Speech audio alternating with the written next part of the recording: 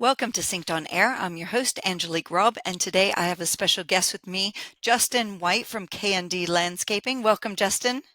Angelique, thank you so much. It's exciting to be here today.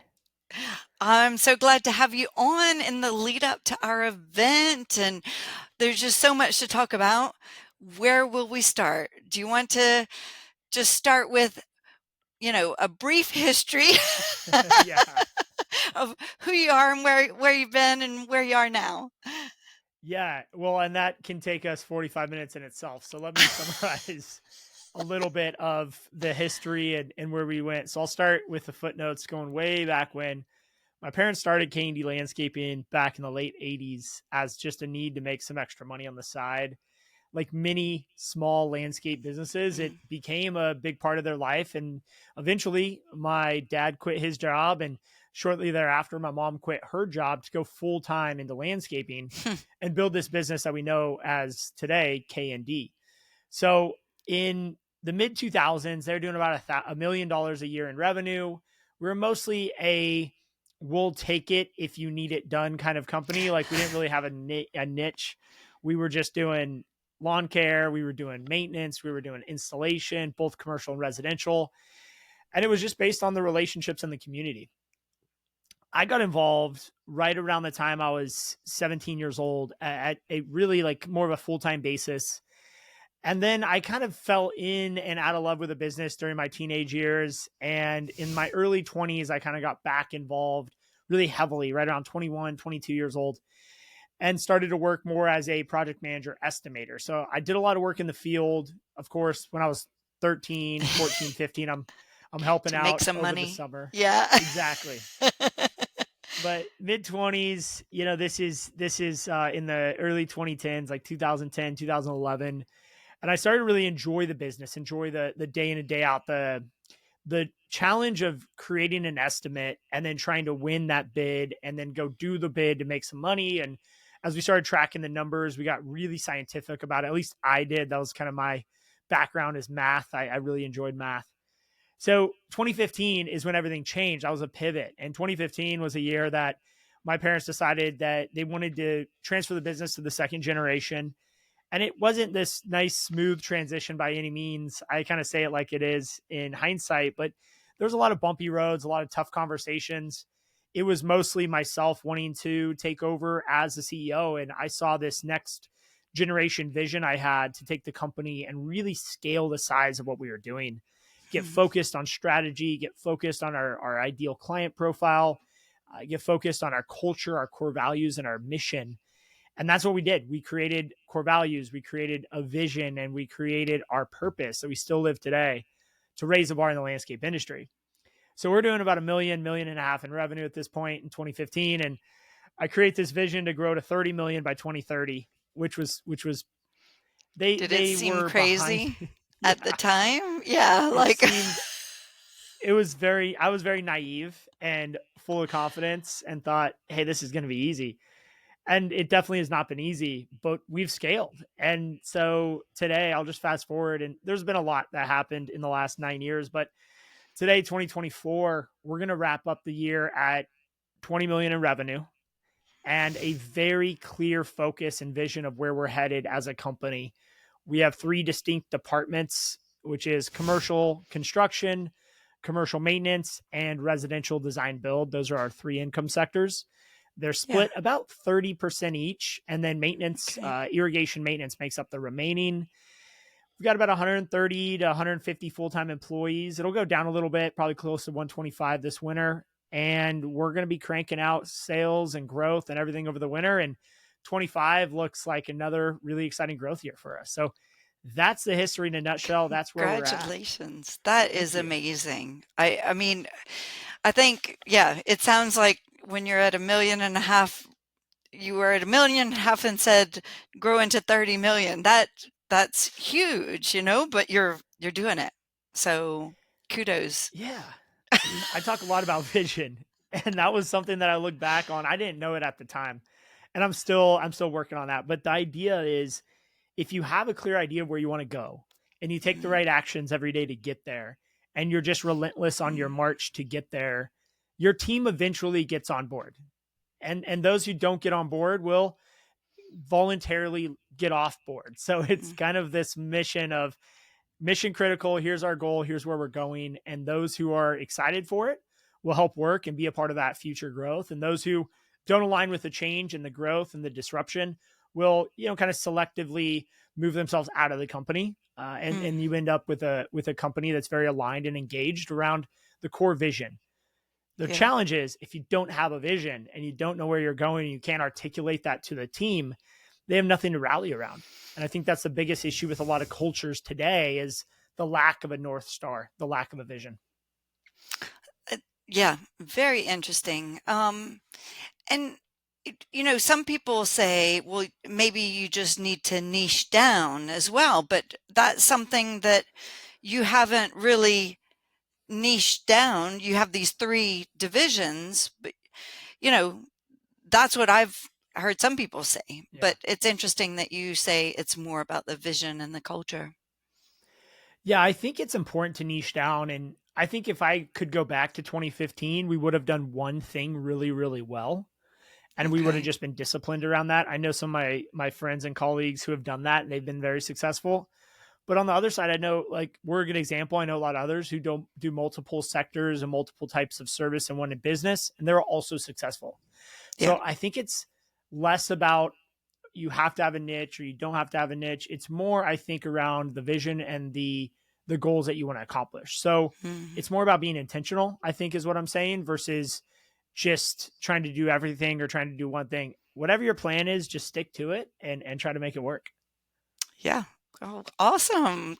Well, it's definitely working for you. And we're super excited to have you speak at our Sync Live event in 2025, January 2025. So, do you Yeah, want to give us a rundown of what you're going to be I talking would about? love to. I would love to. And Angelique, I'm so excited around the date of this event because I think January is such an opportunistic time to create plans for your business It and your is. personal life. And Yeah. often we try to, I think, set these really big goals at the beginning of the year, and then we kind of lose those throughout the year. So the best part about this event, I believe, is going to be the people that are going to be attending and the motivation and inspiration we're going to have right off the bat, 2 weeks in Hmm. to January. We're going to have this big event where everyone's coming together to just push themselves a little bit. So I'm excited about a lot of things. So let me tell you a little bit about the topic we're going to be talking about, or I'm going to be speaking about. So the idea is this 8-figure playbook and this 8-figure mindset to go along with it for the leaders and the leadership team. We believe over the last 10 years that there's a system to growth and a system to scalability. And there's 8 areas, or what we call the 8 pillars of this 8-figure playbook. So what we're going to be doing in the talk is I'm going to be explaining the playbook, explaining these eight pillars of areas that you need as a leader to spend time in. And then I'll be going into each one, kind of giving some ideas of how we have used, let's just take, for example, marketing. And we have used marketing to scale our company. And we've used marketing to attract employees. And we've used marketing to retain employees and just kind of tie everything together. So it's basically going to be a checklist that you can go through as a leader on a weekly basis and just ask yourself, hey, did I spend time on the vision this week? Did I tell someone about the vision of where we're going? Did I spend time on culture, sales, marketing, et cetera, et cetera? So I have these 8 areas that we're going to dive into, and we're going to hit each one of them on kind of a highlight reel, if you will. And towards the end, we're going to be going a little bit deeper on vision. Because it's January, we've got this opportunity to really set the goals and the North Star for the year. So Hmm. through this talk, my talk's going to be also a bit of a workshop where I'm going to actually ask people to set some of their goals for 2025. And specifically, we're going to be focusing more on personal goals because when you can make momentum on your personal life, it's amazing what happens in your professional life. Whether you're a key executive or a leader or an owner, when you start hitting those boxes in your personal life, it just brings you this new level of energy that you can take to your company and you can make massive action and achieve massive results from it. And so these 8 pillars, this is what you used to build K&D and Exactly. scale. And Okay. into scale. Yeah. Yeah. So what's funny about this is it's not necessarily I knew about these 8 pillars very early on. These are things that I have discovered over my 9, 10 years as CEO that I Okay. realize are really, really important to focus on. Hmm. And I'll be honest, a year ago there were 7 pillars, so I've added an Okay. eighth one this year because I found this other thing that like you have to do no matter what, and those are things that I'm going to be sharing with the audience of these discoveries that I am making constantly. So Yeah. if you guys have heard me talk in the past, this talk is going to be completely different. Like most of my talks are different, but this one's very different because I've reimagined this idea of an Hmm. 8-figure mindset. And you can adopt this mindset whether you have one employee or 1,000 employees. It will work for you. I love that. And yeah, I mean, really, such a great time of year to focus on your company, focus on yourself, and do a weekly assessment. And you do this every week throughout the year. Um, Set some impressive goals and build toward it each week. Hmm. Exactly. And there's a cadence with everything. There's a rhythm Hmm. with everything. And you can take this back to nature and see a lot of similarities to music and nature and business actually, which is really interesting. And so what we've discovered in a lot of this I don't know if you call it research or what have you. I've just talked to a lot of people and I've heard a lot of things. I've kind of summarized and synthesized this. But what I've realized is if you can break your year down into quarters, into these like 3 month segments, which that means there's 4 quarters in a year, and then you break those down into 13-week segments. There's 13 weeks typically in every quarter.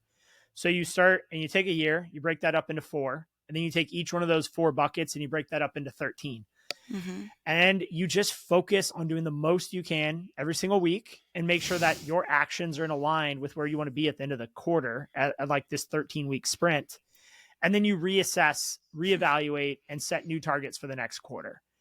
And this whole system is what we have used to achieve kind of like unrealistic growth goals. Most people are like, you can't grow 30% year over year over year over year.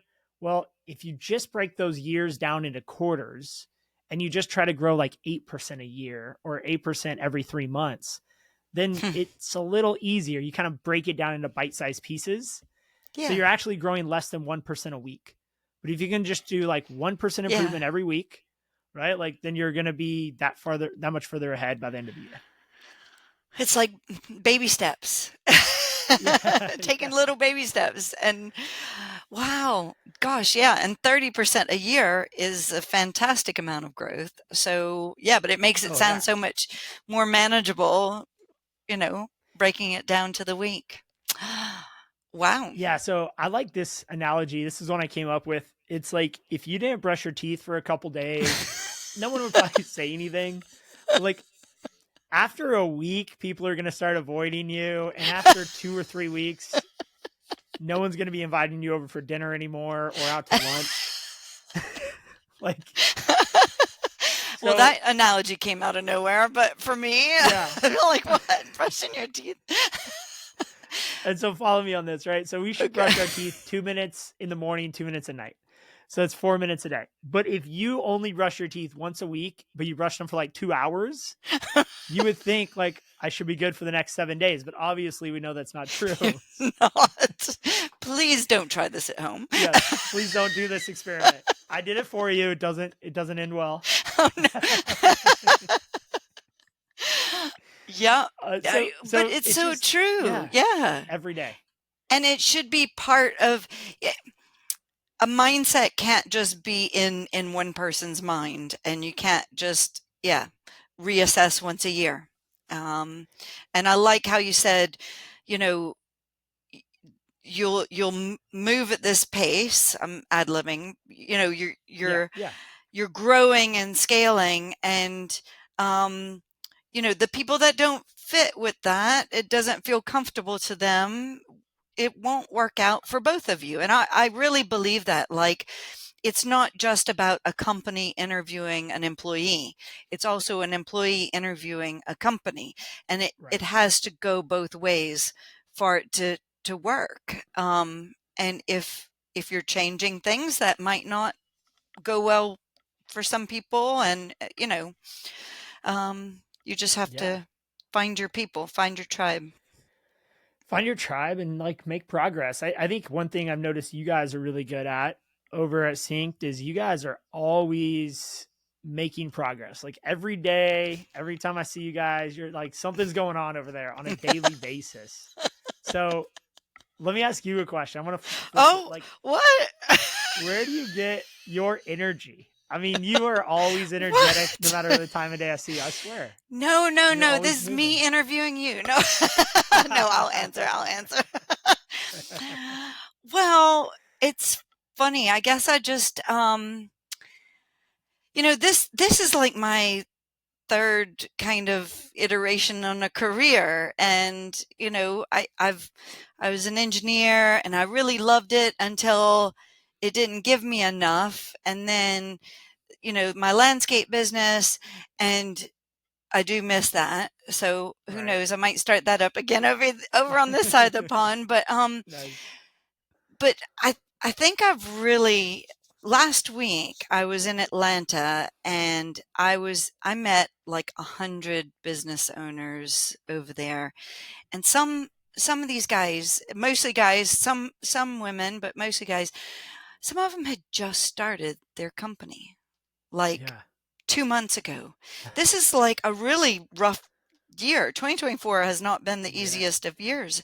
Mm-mm. And I was just like, I can help you. I can, you know, you have to come to our event. I need to introduce you to so many cool people. Like, you know, the power of community is so important. And like, I guess I started my business back in Scotland, and I knew nobody in the industry, in the landscape industry. I didn't know what I was doing. I had never run a business before. And, but then I was too busy to look around, Right. and it's really, it's one of those things. If I could have told myself, my younger self, you know, make friends in the industry that you're in, and talk to people and reach out, and no matter how uncomfortable it is, you will grow so quickly and so strong, you know Yeah. and so I get really excited when I meet people coming into the industry, and like, you know what do you want to know? I know somebody to point you in that direction, like, Yeah. where are you going, what are you doing? And I think it's a very exciting time in our industry for professionalism, to increase the professionalism, to increase the quality of landscape businesses. COVID has kind of proven to everyone that our industry is here to stay, and it's only going to get stronger. Um, I feel like we need to shout to the world how big an impact we can make on the Yeah. environment, on people's lives, their health, on Yeah. um, collecting stormwater and filtering it for drinking water, and just all the problems, like, that can be seen as problems, like today, we have a part in that. And I mean, how Absolutely. exciting is that to be, you know, where our industry seems to be getting a lot more attention. And I want to help there be less businesses shut down because they didn't know what they were doing, or they didn't have somebody to Yeah. talk to, and or growing pains that we all know that we've had. I mean, just like, you were talking about your parents and how they started as a side hustle. And this is a story that we all, have experienced in some Yeah. form or another. Um, we're so much stronger helping each other, and being a community, and then telling the rest of, the country, like, how important we are to, yeah, to living, everything that's living outside and stuff that isn't living. Yeah. I know. We do it all. Hardscaping. Yeah. No, we do have one of the hardest jobs on the job site.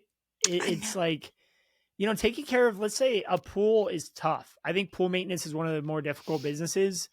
And then you Mm, have like janitorial, which is it's pretty seamless. Like as long as you do the same thing every week for janitorial, it should be okay.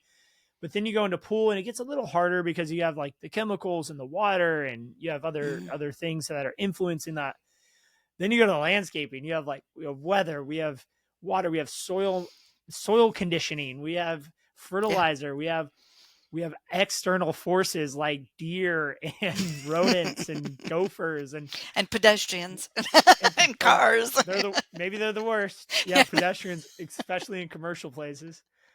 Uh, but our team understands how to fix the electrical issues of a low voltage lighting system, how to deal with the hydraulics of an irrigation system, Yeah. and the horticultural aspects of a 100-year-old oak tree. Like that type of person is so valuable. Yet Hmm. historically, landscaping has always been the lowest paid trade Yeah. in most places. So I've been on this mission since I could remember. I was like 16 working for my dad. I was talking to some guys on the job site who were saying how much they make as welder, metal fabricators. And they have a crazy hard job, but they're making $120, $130 an hour. And I'm like $9 an hour on prevailing wage. Like, what?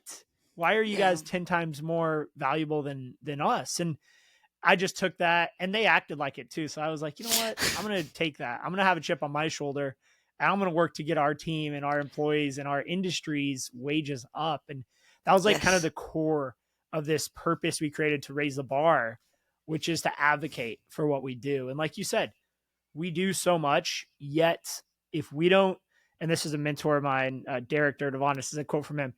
If we don't use our horn as a enunciation, or gosh, I'm messing up the quote now. If we don't use our microphone as a tool to tell people what we're doing, Yeah. then no one's going to ever know what we're doing. Derek, sorry, I Yeah. totally botched that quote, but Yeah. No, his I think quote's you way got it in better. the end. I think you got it.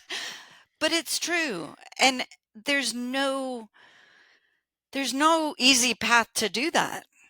And, There isn't. I also feel like, you know, tying together, for a long time it was like landscape architects don't talk to landscape contractors and contractors don't talk to maintenance and all that stuff. And I think that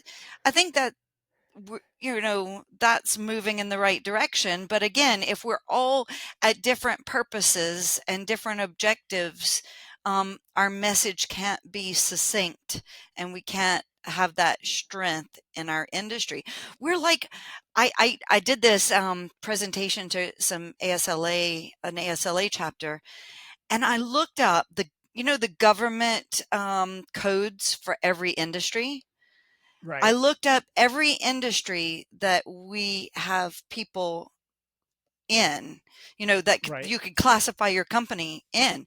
And it was like 11 different industries. So we're like a subset of lots of different industries. So if we don't bring ourselves together, nobody else is going to, it's Yeah. up to us. It is. And we're seeing more and more larger companies starting to put additional services into the bucket of landscaping. We're seeing a lot of grading and hydro seeding from the construction side, Yeah. drainage. From the maintenance side, we're seeing a lot of janitorial and, like I said, pool maintenance and Hmm. other exterior and obviously interior maintenance being kind of created within these companies. Because if you can do landscaping maintenance really well, you're probably going to be good at everything else. Yeah, you can do interior scaping. Yep. I mean, there's That's so becoming many big. things. And we have, yeah, this challenge of Mother Nature that's always above us when we're working outside. So it makes it easier if you go inside every once in a while. Yeah. Especially today, it's dumping rain down here in Oh, no. California, which is we need it, but it's pretty rare out here on the West Coast. We don't get a lot of rain. Well, and so tell us more about what happens in January for you. Yeah, we have so much going on. And so the landscape company has been great and we've learned so much and that's continuing to grow rapidly. And I have an amazing team there. And my COO, John, it's all part of my 8-figure playbook, right? But like I've got a really amazing COO who is, if you look at his day to day, it probably looks like the average CEO day to day. So he really is running the company day in and day out. My job is truly the visionary, to be out in the front of the company 2, 3, 4 years ahead. And so what I'm seeing in 26, 27, and 28, as I'm spending time in these areas, I'm seeing this really rapid change in our industry and this need to communicate and sync up this idea of what is going on, because we just had 10 new software companies launch in the last year. And what do they all do? Should I be using them? Should I be not using them? And then you go Mhm. outside of our industry and you look at you know companies like Ramp and Salesforce and Workday. And I'm in the Silicon Valley, so I see a lot of these startups. I read all the magazines that come out of the Bay Area, and there's always a new software startup, Mhm. like every single day, maybe every week at least. So we need to be on our toes around technology. And then what I'm realizing, on top of technology change, which is rapidly moving, we have a generational transition. Oh, And yeah. I think the baby boomers typically, who are between 60 and 78 right now, most of them have done themselves a bit of a disservice by not transitioning the leadership and the day-to-day as quickly as they could have, or even just Yeah. starting it with the next generation. So whether it's a family member like son or daughter, or it's a key executive that they want to promote into the CEO position, the baby boomer generation is holding on to things because Mhm. frankly, I don't know what the statistic is, but I know it's in the 80%, 85% of these individuals do not have a clear retirement plan. So their business is the retirement plan. But as soon as they stop working and they sell a portion of it, then they lose that. They lose that steady income. So we have this really big crisis happening, and we're going to be in a position where those individuals will be retiring, whether it's by choice or otherwise, or their husband or wife's like, hey, you got to stop working. I mean, you Yeah. just turned 70 and we want to actually travel. So this new second generation is coming about. And those, another thing, I know a lot of 20-year-olds who have said, you know what, I don't want to wait to work for this company for 20 years to maybe get a shot at being the owner or running it. I'm just going to start my own company. And Angelique, you kind of mentioned that a minute ago, that there's a lot of people starting companies because frankly, with ChatGPT and AI and all this technology, it's not that hard to get a company up and going. And there's a lot of Yeah. funding and capital opportunities. So we have this massive startup of new companies. We have generational transitions. We have more technology being introduced than ever before. We have battery powers coming in and taking out gas equipment like we've done. We've done a full conversion to battery. The list goes on and on. So these once a year or once a quarter trade shows are great. And I'm excited for the one in January that you're putting on, but they're just not enough and they're not frequent enough to keep up Mhm. with what needs to be done. So what we created at the JW Group, which is a consulting business I started 2 years ago, is this community. And the community, it's I can sum it up in the three pillars, the ethos, as we say. It's traditional principles, new ideas, and massive action. So Mhm. that sums it up. That is the disruptors, which is what we're calling the community at a T. It's people who want to change. They want to create massive action. They really respect the principles that this industry was created and built on. And they want to continue to respect and live those principles, but they want to add some new ideas to it. They want to mix it up a little bit. They Yeah. want to bring some new tech in. They want to do things differently. And they have a desire. Most disruptors that are coming into the group that are on the wait list and joining us in January 1st, they have a desire for massive action and a Hmm. desire to grow more rapidly than your average company. I'm really excited for it. So that's kind of like the build up and what we're doing. And yeah, it's cool. Yeah. January 1st launch. Fantastic. Yeah, so we'll be live. We got some great speakers coming in, and this whole idea is going to be is very similar to a podcast. Think of that on a weekly basis, but you're going to have an opportunity to ask questions, and these interviews will be done live. So it'll be myself or one of my team members interviewing these really amazing speakers who will be talking on a topic of what have you, right? A relevant topic: marketing, sales, culture, Yeah. vision, tech, finance. And then as an attendee of the Zoom room, you'll be able to raise your hand and ask specific questions that relates to your business and get takeaways to take home that day, that night, that you can put into play tomorrow. So you're Wow. not waiting for this once a quarter Yeah. push of Assessment motivation. or yeah. Yeah, you're getting it every day.